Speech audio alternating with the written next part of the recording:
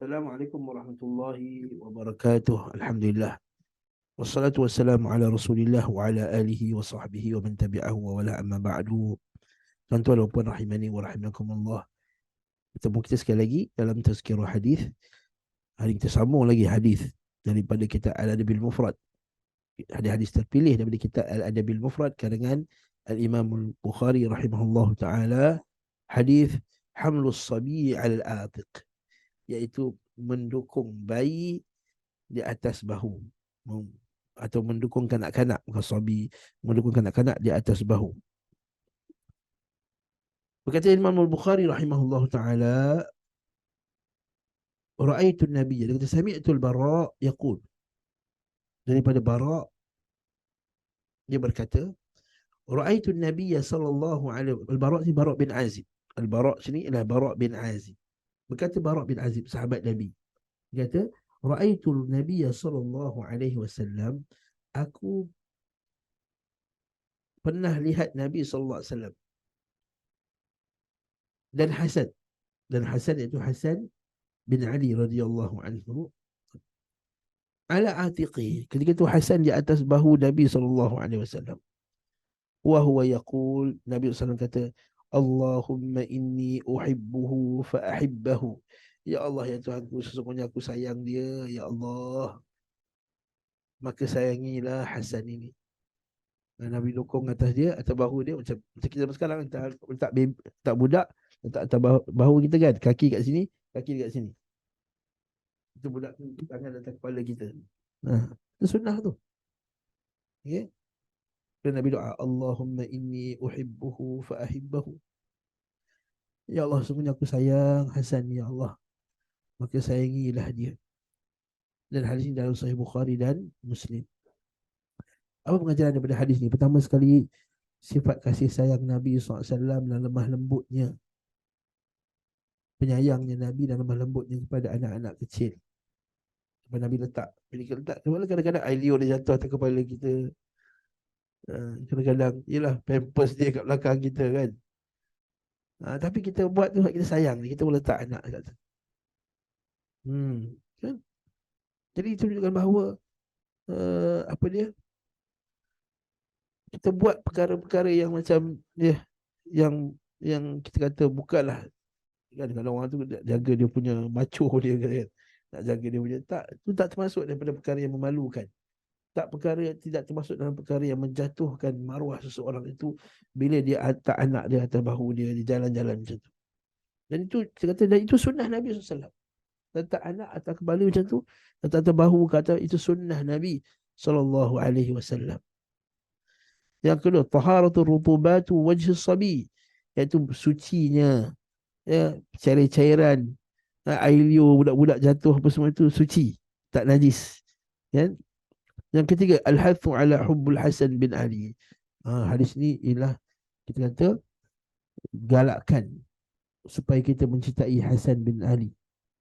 Dan inilah kelebihannya Ahlul Bait.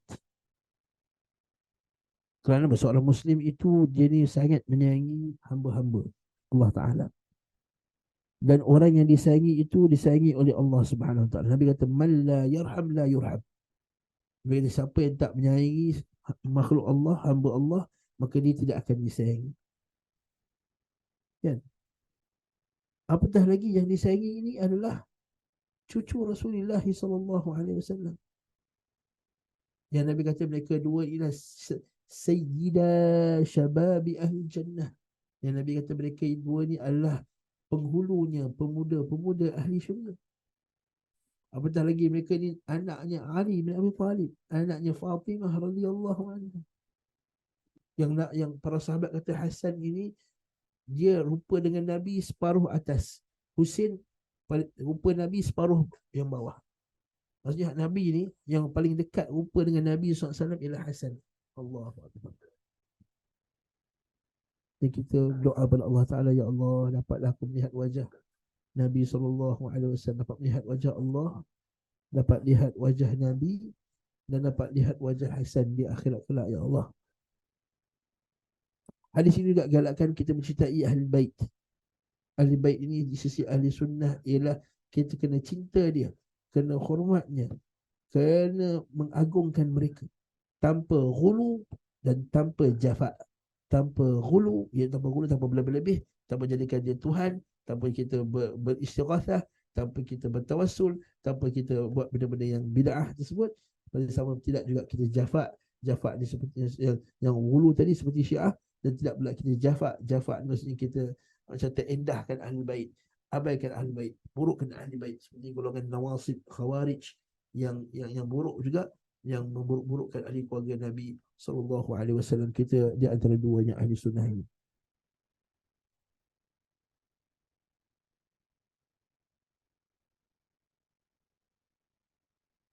Hadis juga dalil bahawa luasnya dada Nabi, luasnya sifat Nabi ini.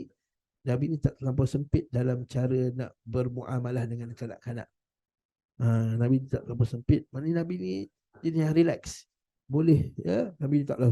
Kadang-kadang setengah orang anggap bahawa menjadi ahli sunnah je salafi ni kena serius, kena tegak, kena tak. Lihat macam Nabi SAW ni lebih relax. Macam Nabi ni senang untuk didekati, senang, hatta kanak-kanak pun senang dengan beliau, orang tua pun senang dengan beliau, orang kerajaan, orang besar-besar pun senang dengan beliau, pemimpin pun senang dengan baginda SAW. Dia juga dengan orang yang biasa. Kita ni kadang-kadang kita ni jangan jadi, oh saya ni tak suka jumpa orang besar ni, orang besar-besar ni semua ni keduniaan apa semua, jadi saya tak jumpa orang. Semua macam tu tak. Kita ni orang Islam, al-mu'min ya'laf wa yu'laf. La khaira liman la ya'laf wa la yu'laf. Orang mukmin itu orang yang sentiasa bersama dengan orang lain, maka tidak ada kebaikan orang tak bersama. Kita letak diri kita pada kadarnya. Orang besar, orang yang bangsawan-bangsawan, cara kita muamalah dengan cara yang sesuai dengan. Kanak-kanak sesuai dengan cara dia. Orang dewasa sesuai dengan caranya. Yang penting kita beradab dengan adab-adab Islam. Pelajaran terakhir daripada hadis ini, tawaduknya Nabi SAW. Tawaduk yang Nabi sampai letak bayi atas kepalanya, air liur kena badan dia. Mungkin juga boleh jadi air kencing pun terkena juga. Mungkin boleh je macam-macam kotor-kotoran. Tapi Nabi SAW tidak mempedulikannya sebagai apa. Okay. Dan sebagai apa? Sebagai, dan saya lebih tambah satu lagi, iaitu kita wajib mencontohi Rasulullah SAW dalam cara bermuamalah dengan anak-anak. Okay. Apalagi kalau anak ni dia berhajat lebih pada kasih sayang. Hajat kasih sayang. Anak-anak ketika kecil sayang. Betul kita tengok kanak-kanak. Dan kita boleh nampak sejak saya buka madrasah ni, kita ambil pelbagai jenis pelajar-pelajar. Kita akan ada pelajar yang mendapat kasih sayang yang baik dari bapa ni, lebih cemerlang, lebih baik dalam pelajaran, lebih baik dari segi akhlak, lebih baik daripada ni, berbanding dengan yang tidak mendapat kasih sayang yang baik. Kadang-kadang kita tahu mereka tu buat perangai itu bukan sebab mereka nak jadi jahat sebenarnya, tapi sebenarnya mereka nakkan perhatian. Sebab itulah ikut kajian, anak-anak yang dicium dan dipeluk, dia jadi lebih penyayang bila dia dewasa nanti dibanding dengan anak-anak yang tidak mendapat pelukan dan ciuman dan sebagainya. Kita akan tengok nanti insya-Allah dalam kuliah-kuliah akan datang bagaimana banyaknya hadis Nabi SAW. Ada beberapa hadis Nabi yang Nabi cerita pasal galakkan mencium anak, memeluk anak, insya-Allah pada kuliah akan datang bi'idznillah ta'ala. Wassallallahu ala Muhammad wa ala alihi wa sahbihi wa sallam tasliman katsira. Walhamdulillahirabbil alamin. Assalamualaikum warahmatullahi wabarakatuh.